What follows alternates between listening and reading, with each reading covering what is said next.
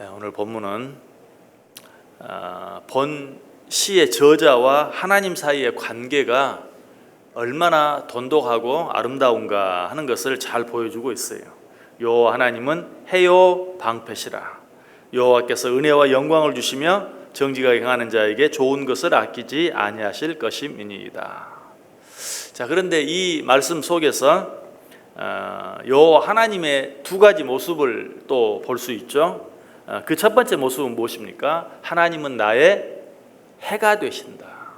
하나님은 나의 해이시다라는 것이죠. 여호와 하나님은 해요라고 분명하게 말하고 있어요. 우리의 적은 사탄 마귀는 깜깜한 밤과 같은 세상에서 늘 우리를 공격해서 넘어뜨리려 하고 무너뜨리려고 합니다. 그런 가운데서 우리 하나님은 반대로 우리의 해가 되어주시고 빛이 되어주셔서 우리를 올바로 인도해 주신다. 시편 27편 1절이 말해요. 여호와는 나의 빛이요 나의 구원이시니 내가 누구를 두려워하리요. 여호와는 내 생명의 능력이시니 내가 누구를 무서워하리요. 어두운 가운데서는 어떻습니까? 지극히 약한 자도 내가 보지 못하기 때문에, 깜깜하기 때문에 얼마든지 나의 허점을 공격할 수 있고 그로 인해 나를 무너뜨릴 수 있어요. 그러나 밝은 빛 가운데서는 그렇게 할 수 없어요. 그래서 시인은 말이에요. 여호와께서 나의 빛이 되어주시니 내가 누구를 무서워하겠는가? 그 어떤 적이 나를 공격하려고 해도 내가 분명히 볼 수 있어요. 방어할 수 있어요. 피할 수 있어요. 왜? 여호와 하나님이 나의 빛이 되어주시기 때문에. 그러나 그 빛이 없으면 어때요? 나보다 훨씬 약한 자에게도 나는 질 수밖에 없어요. 마태복음 7장 8절도 말합니다. 미가서 7장 8절도 말합니다. 나의 대적이여 나로 말미암아 기뻐하지 말지어다. 나는 엎드러질지라도 일어날 것이요 어두운 데 앉을지라도 여호와께서 나의 빛이 되실 것임이니라. 사탄 마귀는 우리를 자꾸 어두운 데로 끌어넣어요. 근데 시인은 뭐라고 말해요? 내가 어두운 가운데 앉을지라도 하나님이 나의 빛이 되어주셔서 나를 그 가운데서 꺼내주실 것이다 라고 고백하고 있어요. 시편 18편 28절 29절에도 주께서 나의 등불을 켜시며 여호와 내 하나님이 내 흑암을 밝히시리이다. 내가 주를 의뢰하고 적군을 향해 달리며 내 하나님을 의지하고 담을 뛰어 넘나이다. 주께서 나의 등불을 켜시며 여호와 내 하나님이 내 흑암을 밝히시리로다. 어디로 가야 할지, 깜깜하면 그렇죠? 어디로 가야 할지 알 수 없는 그 가운데서 주께서 등불을 켜신다. 여호와 하나님이 내 흑암을 밝히신다. 어디로 가야 할지 보여주신다. 나의 갈 길을 인도해 주신다. 이스라엘 백성들이 출애굽했을 때도 그렇게 하셨죠. 하나님께서 불기둥으로, 그 깜깜한 밤에 불기둥으로 그들을 인도해 주셨어요. 이 세상을 살다 보면 정말 어떻게 해야 할지 막막할 때가 많아요. 지척을 분간할 수 없는 깜깜한 밤 속에서 헤매고 있는 내 모습을 볼 때도 많이 있어요. 그때마다 주님은 우리의 해가 되어주시고 빛이 되어주셔서 흑암을 밝혀주심으로 방금 읽은 그 말씀 시편 18편 28절 29절 뭐라고 말해요? 적군을 향해 달리며 담을 뛰어넘을 수 있게 해주신다. 여러분, 어두우면 어때요? 평평한 평지라도 한 걸음 떼는데 얼마나 위험하고 조심스러운지 몰라요. 그러나 여호와 하나님 우리의 빛이 되어주시면 어떤다고요? 적군을 향해 달리고 담도 뛰어넘는다. 이것이 빛이 되시는 우리 하나님과 함께 할 때 우리에게 주시는 은혜예요. 자, 두 번째로 하나님은 나의 뭐가 되신다? 나의 방패가 되신다. 이 내용은 시편 84편 가운데서도 여호와 하나님은 나의 방패시라는 이 말씀을 통해서 이미 생각해 보았어요. 11절 다시 보세요. 여호와 하나님은 해요 방패이시라. 여호와 하나님은 우리의 방패가 되어주심으로 사망의 음침한 골짜기에서 또 여러 가지 환난과 재난 가운데서 무엇보다도 악한 사탄 마귀의 여러 가지 괴계 가운데서 우리를 지켜주시고 보호해 주신다. 여호와 하나님은 나의 방패다고 말할 때 그 방패의 의미가 무엇이라고요? 손방패가 아니라고 그랬죠. 성경은 분명히 손방패와 방패를 나누어서 이야기한다. 우리가 흔히 생각하는 손으로 들고 싸우는 방패는 내 몸의 일부밖에 가려주지 못해요. 그러나 히브리 언어로 찐나라고 하는 이 방패는 손 방패가 아니 전신을 가리는, 마치 군대의 장수가 싸움터에 나갈 때 그 앞에 이 방패를 든 군사가 따로 있어요. 그것도 한 사람이 아니라 여러 사람이 전신을 가리는 방패로 그 장수를 에워싸요. 심지어 칼빈 같은 경우는 이 방패를 어떻게 해석했다고요? 뭐 전후 좌우뿐만 아니라 위까지도 보호하는 그런 방패, 마치 이렇게 둥근 공과 같은 그런 방패를 이야기한다라고 주석을 했어요. 우리 하나님께서 바로 이런 방패가 되어주신다. 그래서 적이 앞에서 공격하든 뒤에서 공격하든 오른쪽에서 공격하든 왼쪽에서 공격하든 그 모든 공격으로부터 우리를 지켜주시고 보호하신다. 그래서 이 사실을 아는 자들은 하나님께 기도할 때마다 방패 되시는 그 하나님께 도움을 구하는, 시편에 그런 내용들이 특별히 많이 나오죠. 시편 12편 1절 여호와여 도우소서. 이 말을 굳이 말하면 나의 방패가 되신 여호와여 나를 도와주소서, 나를 적군의 공격으로부터 가리워 주소서, 보호해 주소서.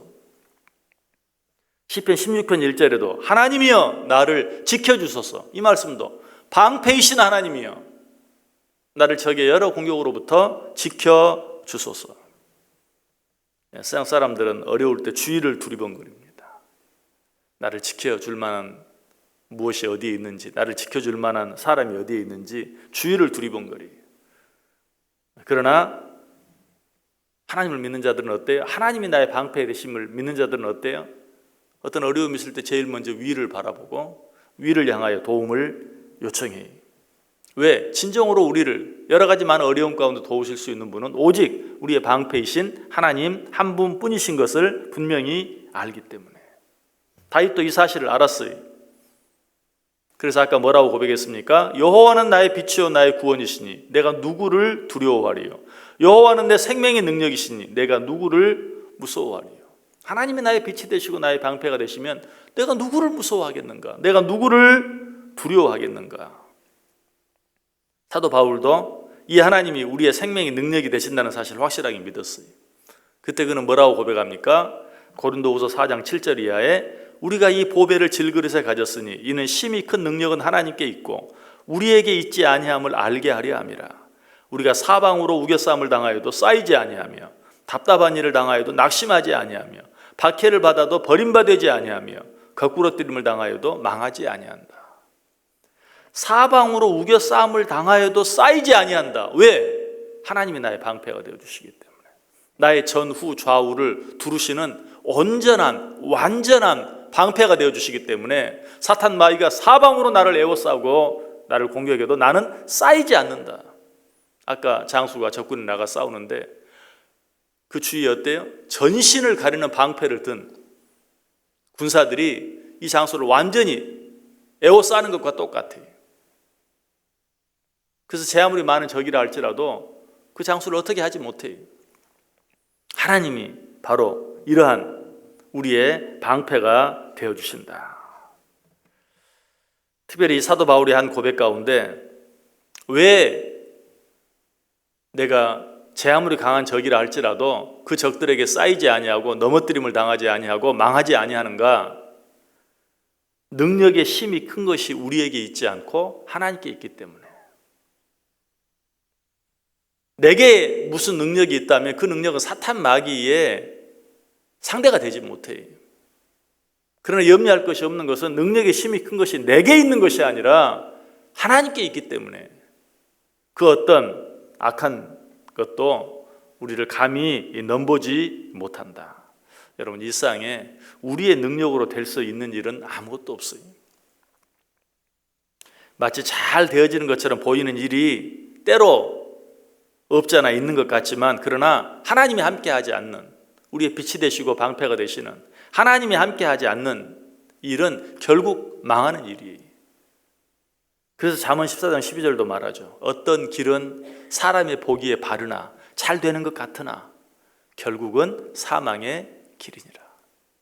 빛이신 방패가 되시는 하나님이 없이 되는 일은, 잘 되는 것처럼 보이는 일까지도 오히려 우리를 망하게 하는 길이 될 수밖에 없다. 여러분, 혹시 산을 가다가 집채만한 곰을 만났다면 여러분 어떻게 하겠습니까? 그 가운데서 어떤 자기의 힘으로 그 곰과 맞서 싸우려고 하는 자는 어리석은 자죠.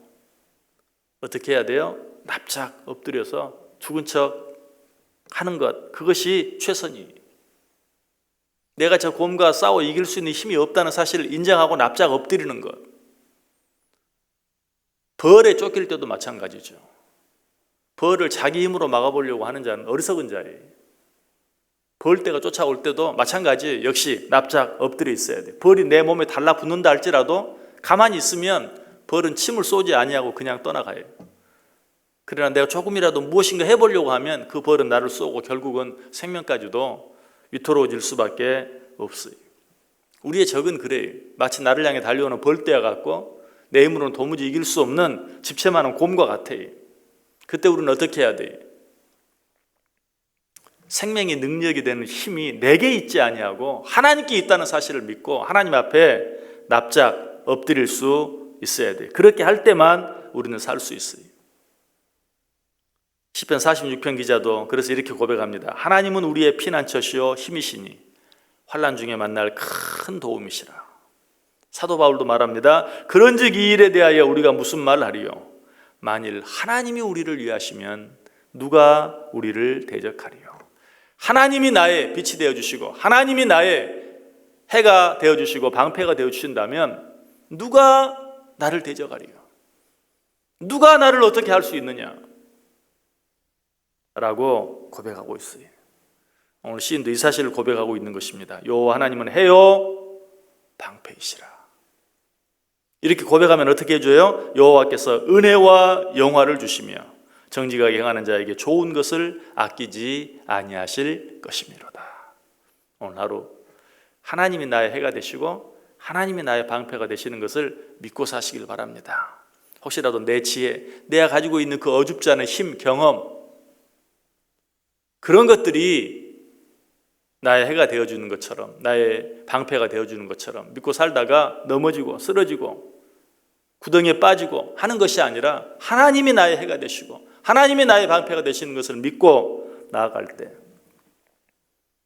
가장 안전한 하루, 가장 평안한 하루, 무엇보다 가장 행복한 하루 살아갈 수 있는 저와 여러분 될 수 있기를 주님의 이름으로 간절히 축원합니다.